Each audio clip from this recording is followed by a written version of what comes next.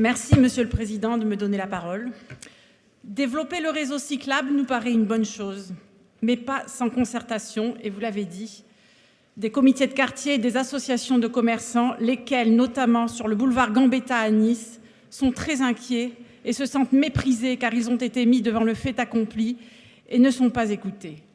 En effet, cette interdiction de circuler en voiture est en train de tuer ce quartier qui n'avait vraiment pas besoin de ça depuis la crise sanitaire. À l'échelle du territoire métropolitain, les bouchons provoqués par ces pistes ou futures pistes cyclables engendrent des nuisances et plus de pollution en milieu urbain, ce qui est un comble alors que l'objectif visé est d'œuvrer en faveur de l'environnement. Effectivement, le vélo est une solution qui présente de nombreux avantages conjoncturels, mais notre groupe restera vigilant à ce que ce moyen de transport reste complémentaire et à ce que ce plan ne serve pas de prétexte à une sorte de chasse à l'automobiliste au cœur de nos villes. Il est important de garder à l'esprit qu'une grosse partie de la population ne peut envisager de substituer le vélo à la voiture.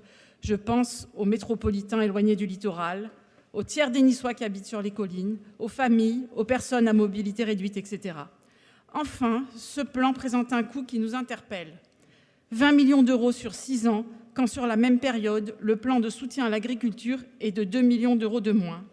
Pour toutes ces raisons, notre groupe s'abstiendra concernant le vote de ce plan. Je vous remercie.